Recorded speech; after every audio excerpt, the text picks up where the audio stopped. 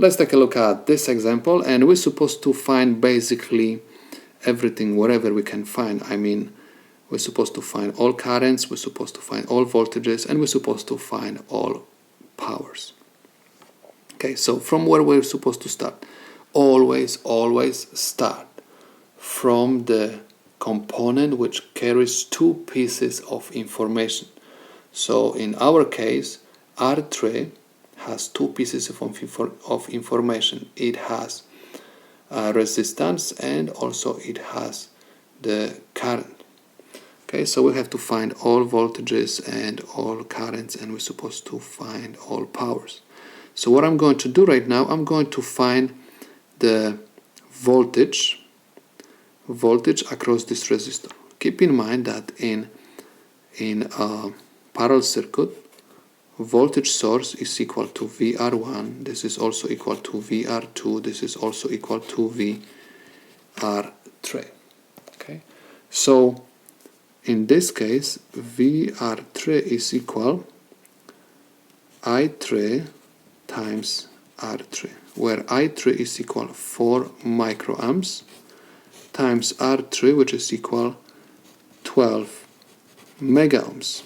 Okay, so let's check how much is this. It's a very simple calculation, but let's practice the calculator. So 4 exponent 6 negative times 12 exponent 6 is equal 48 volts.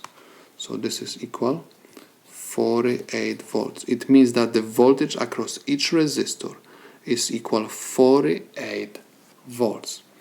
Next, what I can find, I can find very easy current which goes through this resistor. Okay, let me just remind you that this voltage is also voltage across this resistor. Okay, so by finding this voltage, we can say that we found all voltages. Okay, because I can say at this moment that this is equal simply 48 volts. Okay, so now we have to find the current which goes through this resistor. So if I1 is equal VR1 over R1, VR1 is equal 48 volts over 4 megaohms.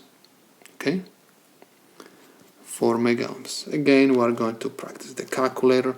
We have 48 divided by 4 exponent 6. This is equal 12 microamps. Okay, so we have 12 microamps going over here. So this is my I1. Now, we are missing I2. But we have this current and we have this current. So now we're supposed to use the KCL. KCL says that the sum of the currents, okay, in the resistors are going to give me the total current. So we have I1 plus I2 plus I3 is equal I total. Okay, I total is given. We have already I1 and I3, so in order to find I2, I'm going to move I3 and I1 to the right side of my equation. So I2 is equal I total minus I1 and minus I3. This is equal I total 24 microamps minus I1, which is equal 12 microamps, minus I3, which is equal 4 microamps. Okay, so we can say that I2 is equal 24 micro minus 12 is 12 micro. 12 micro minus 4 micro is 8 micro amps. This is my I2. Okay, so we found basically we have already all currents. So we have I1, we have I2, and we have I3. we have also all voltages. Okay, so now we can find the total resistance. R total is equal voltage across these resistors divided by the total current. Okay, so this is equal 48 volts divided by I total, which is equal 24 microamps. So this is equal 48 divided by 24 exponent 6 negative. Okay, so this is equal 2 megaohms. 2 megaohms. Okay, so this is the total resistance. So in order to find R2, I'm going to use Ohm's law. R2 is equal VR2 over I2. VR2 is equal 48 volts divided by I2, which is equal 8 microamps. Okay, again, the calculation is simple, but let's practice the calculator. So 48 divided by 8 exponent 6 negative. Okay, you cannot forget about micro. Is equal 6 times 10 to the 6. Okay, so this is 6 megaohms. Okay, so we have all values of resistors. So now we can find R total using this formula. 1 over R1 plus 1 over R2 plus 1 over R3. This is equal 1 divided by, open parenthesis, 1 over 4 megaohms plus 1 over R2, which is equal 6 megaohms plus 1 over 12 megaohms. This is equal 1 divided by, open parenthesis, 1 divided by 4 exponent 6 plus 1 divided by 6 exponent 6 plus 1 divided by 12 exponent 6. Close parenthesis. This is equal 2 megaohms.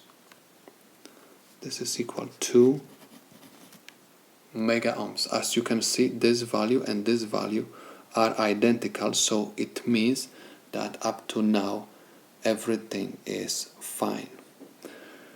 So we found R total, we found each resistance, we found each current. So now is the time for powers. Total power. P total is equal, let me use this formula, I total square times R total. I total is equal 24 microamps to the second power times R total, which is equal 2 megaohms. This is equal 24 exponent 6 negative square times 2 exponent 6 equals 1.15 milliwatts. This is 1.15 milliwatts. Okay, so this is my total power. Now I'm going to find power at each resistor. So P1 is equal I1 square times R1. We found that I1 is equal 12 microamps. So I have 12 microamps raised to the second power times R1, which was given 4 megaohms. Okay, so I have 12 exponent 6 negative to the second power times 4 exponent 6 equals 576 microwatts. 576 microwatts. Okay, next we're supposed to find P2. P2 is equal I2 to the second power times R2. I2 is equal 8 microamps to the second power times R2, which is equal 6 mega ohms. We just found it. So this is equal 8 exponent 6 negative to the second power times 6 exponent 6 is equal 384 microwatts. 384 microwatts. Okay, and we have P3 is equal I3 to the second power times R3, where I3 is equal 4 microamps to the second power times R3, which is equal 12 mega ohms. This is equal. So I have 4 exponent 6 negative to the second power times 12 exponent 6. This is equal 192 microwatts. 192 microwatts. Next, I'm supposed to find P total by adding these powers together. So I have P1 plus P2 plus P3. So I have 576 microwatts plus 384 microwatts plus 192 microwatts. So I have P total equals 576 exponent 6 negative plus 384 exponent 6 negative plus 192 exponent 6 negative. This is equal 1.15 milliwatts. So I have 1.15 milliwatts. As you can see, these two values are identical, so it means that all our answers are correct, and these are the solutions to our problem.